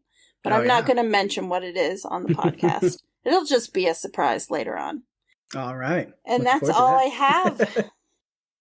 All right. Awesome. Well, now it's time to get to one of our favorite moments, which is the quotes, which, let's be honest, this entire episode has been the quote section. So yes. But I do have like 2 that haven't been mentioned. Well, 1 that hasn't been mentioned. Okay. At all. And then 2 other ones, one that's a little extended from what we talked about. I'm getting on that. Another one. So I'll go through them. The first one that we didn't talk about, it's a stupid thing, but I love it, is as Clint is driving on his way to the school at the beginning of the movie, and he's talking in his like tape recorder, and he's trying to like start the book off, and he's, going through these different beginnings of chapter 1. My absolute favorite, because it's so stupid and so funny, is he goes, "The boat was evil, but it was an acceptable level of evil." That made absolutely no sense. Yeah. What amount of evil is an acceptable amount? Is there a radar that detects that? Right. Is there some sort of testing? That one's my favorite of those pitches for how funny it is. And then my other ones, we mentioned Doug going, "Oh, look, carnage." And then also Doug, this is kind of the extended on that, because he says, "I learned all about the brain when I had a 6-inch spike lodged in my skull as a child, which is the reason why you may have noticed that sometimes when I'm talking, I use the wrong rowboat." And then Lucy says, "Word," to which he responds, "Word." Word. Oh, gosh. So, yeah. All right. Well, this is what I have. It's kind of Lucy's little stand-up moment where she's had enough with everyone else. And I wrote it down because I just think it's really empowering for her, because I feel like she had to take shit from Wade. She had to take shit from Wade. And I just feel like she'd had enough. So she stood up and she said, "If I want to go in the fucking air conditioning duct, I'll go. I'm just going to die anyway, just like the rest of you assholes. So maybe I'm going to try to do something brave as a final pointless gesture of kindness in this cruel, shitty world that likes taking gestures of kindness and shitting and peeing on them. You know what else? Since you're all going to be dead soon anyway, I should tell you, I hate every single one of you." And I thought it was great, because I liked her character a lot, even though at times I liked other characters better. It was one of those things where you're going through the movie and, oh, Wade's my favorite character now. Oh, no, Lucy is. Clint, you just, you go back and forth, and I couldn't tell you who my favorite character is. Like we said earlier, it's an ensemble, and it's a perfect ensemble that all play so well off of each other. I would love to see them in another movie together, even if it's not even connected to this one. I just think together they're really magical. Mm-hmm. For sure. It'd be great. So that's it. All my other quotes were talked about during the podcast, so I'm all set with that. All right. You know what this means? Yeah, and you're going first this time. You're going to make me go first, huh? I am. I have to. I feel like I have to. Oh, are you going to be able to follow what I have to throw out here? Oh, no. I don't know. But we'll see.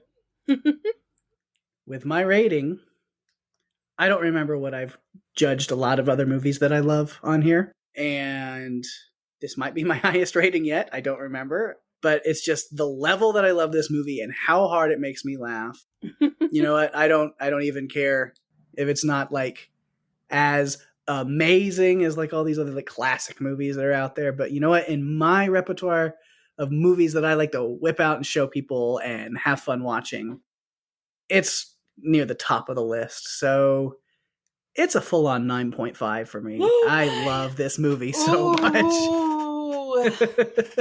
Yeah. So with this movie, I kind of threw it in with like Train to Busan, which is like the only other zombie cootie kid type movie that we've covered. Yeah. And I love this movie, but Train to Busan to me was better. Mm-hmm. So I can't go with a 9.5 Pake. I just can't. We're breaking our streak. Remember the last couple, we've been dead on for both of them. Mm-hmm. But I did give it an 8.5. Okay. It's mildly acceptable. I'll only not talk to you for 3 days instead of a full week. Oh my goodness. No, I'm kidding. Yeah, no, I couldn't help it. I'm giving it a high score because, of course you are. God, I love it so much. I almost kind of just want to watch it again. I think, again, as we mentioned, it's been a week, so I feel like, again, this was the movie to do this week. It was perfect. Yeah. The timing was perfect. It's exactly what we needed. Yep, and that might help a lot of why I just laughed so hard and really just fell in love with watching it again is, yeah, like we said, I mean, without going into specifics, because whatever. But yeah, I mean, it's been a rough week. And so yeah, this was something that I very, very much needed. And yeah, agreed. I did too. Yeah, it's been a week. A roller coaster. That's all I'm going to say. And so this was perfect. And may end up being one of our longest podcasts yet. Cooties. Mwah. Perfect. Unfortunately, we didn't get any feedback this week, but that's okay. Sometimes people just don't get around to watching certain things, or, not everybody is a fan of feedback. I know I don't want people to feel like, that we feel bad about people not sending us stuff, because I understand that's not everybody's thing. I don't leave feedback on a lot of other podcasts that much anymore myself personally, so I get sometimes it's just kind of like a mindset thing or something that people just don't want to do. And that's cool. But if you do want to do it, we absolutely love it and appreciate it. And so if you do want to, we would love it. We'd love to read it, hear it, and interact with you guys. And there's a lot of different ways you can send that to us, of course. Facebook, facebook.com/runforyourlivespodcast. You can email us and send voicemails to runforyourlivespodcast@gmail.com. Find us on Twitter at RFYL Podcast or Instagram at runforyourlivespodcast. But above all of that, if you're loving the show, just continue to keep listening and share with your friends if you'd like to. If you know people who love these kind of movies and you want to share the love, of course, you can send them to any kind of podcast players or anything like that. But also our website, runforyourlivespodcast.com, where you can get links to all of our social media stuff and the podcast players and all that. We're on Spotify, Apple Podcasts, Stitcher, Audible, Pandora. I think we're in the iHeart podcast library and stuff now. We're everywhere. So yeah. Also YouTube. I have had people asking me about our YouTube channel. And yes, as I mentioned on here, we do have that as well. You can always just look up Run for Your Lives podcast on YouTube. Once we get, I think 100 subscribers, then we can get our own vanity URL and make it a lot easier for you guys to find us. But and don't forget the very cool Spotify playlist that you have put together. Yes.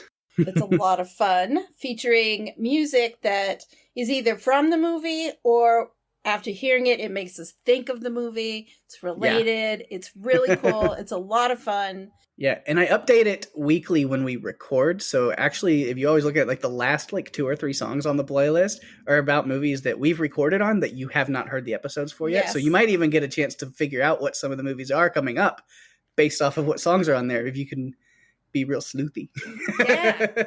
See if you can match up some of the songs too to podcasts, because sometimes it's connected, but you have to think a little bit harder. Uh-huh. And I like that. All right. Well, again, thanks guys so much. And I'll go ahead and give a couple shout outs to other good things going on in the podcast universe around us, our good friends and podcast network family.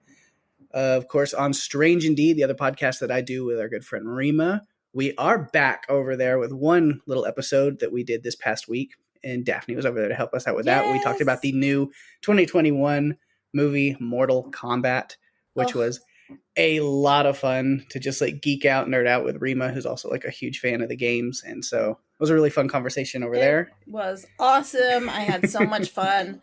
I can't wait to have Rima back on Run for Your Lives again. She is going to be back later this summer. I won't give away the episode that she's going to be on, but if you connect or think about the first episode she was on for Run for Your Lives, it might be connected in some roundabout way. So stay tuned.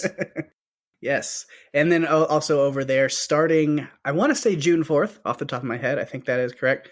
Then the Apple TV series, based off of Stephen King's novel, and Stephen King himself is writing the episodes, which he does not usually do with his adaptations. So there's a lot going into this.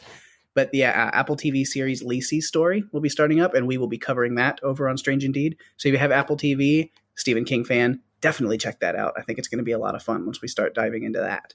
And that is a book that I've read. I'm so excited that you guys are going to cover it, because I have listened to it, the audiobook, so many times, and I'm dying to know how it's going to be adapted. Based on the trailer I saw, it was like they went in my head and picked out exactly what I was expecting for some of the things. So I'm super excited because you guys have done such a great job with the dark and twisted and difficult subject matter at times. And I feel like you're going to do a great job with this. So I'm glad that you guys decided to cover it. Yeah, I think it's going to be a lot of fun. And then House Podcastica is also going right now. Daphne, you've got something fun going on over there. What is that? Well, Jason, Wendy, and I have been covering season 4 of The Handmaid's Tale. Mm-hmm. Our most recent episode, Chicago, was released, I believe, yesterday. And we're just really enjoying, I think, podcasting together and talking about a show that's so well done that there's just so much to talk about with the characters. Yeah. Talk about heavy and tough subject matter. Oh, it is very heavy. It is very heavy. It's very deep.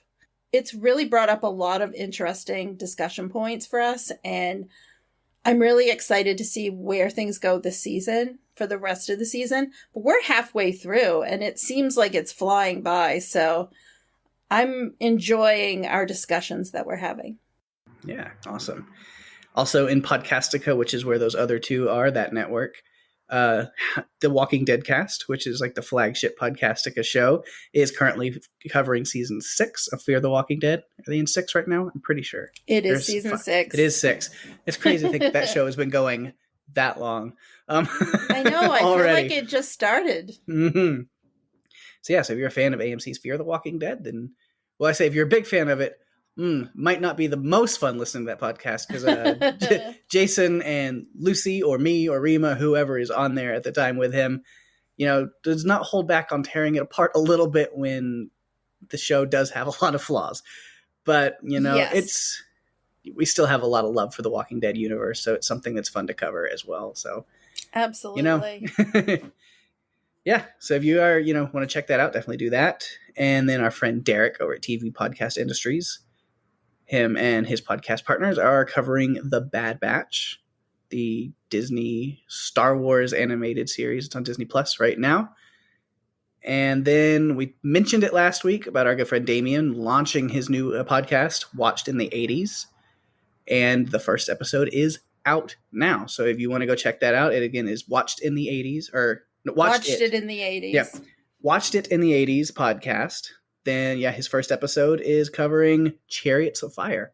Yeah. So if you're a fan of that movie, fan of 80s things in general, then definitely at least go, subscribe and follow that and check that podcast out now on Spotify, Apple Podcasts, and maybe a few more. I know those two for sure. But definitely check it out and see where he's at. Yeah, he's uses the same platform that we do to publish our podcast. So I think he's been submitting it to everything. So it's should be available everywhere soon. Cool. Good. And then, of course, Daphne, why don't you tell everybody else what is going on right here on Run for Your Lives next week? Okay, so next week we're discussing the 2016 science fiction black comedy film Colossal. What do you do when you return to your childhood home only to realize your visits to the local park have awakened a Korean monster that mimics your every move? Join us next week and find out.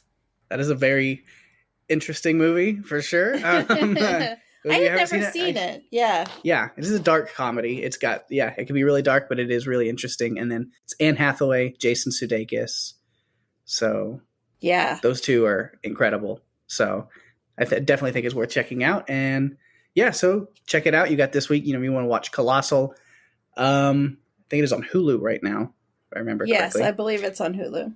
And so, you want to check that out and then hopefully get us some feedback. Let us know what you thought. And we will play that, read that, and get back to you next week. Absolutely. You can also shout out on our socials, and I go there before we are recording just to make sure that we get all of our feedback from all of the places that it can be submitted. Yeah. Yeah. So before we wrap up, I just want to let everyone know that it's Pake's birthday next week. So wish him a very happy birthday.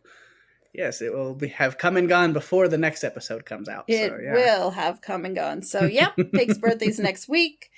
So, happy birthday, Pake. Thank you. Thanks for listening, everyone. We appreciate your feedback and support. I am Daphne. And I'm Pake. And if you have to run from Shelley and her horde of bloodthirsty, cannibalistic cootie kids hell-bent on tearing you apart, you better run for your lives. Bye-bye.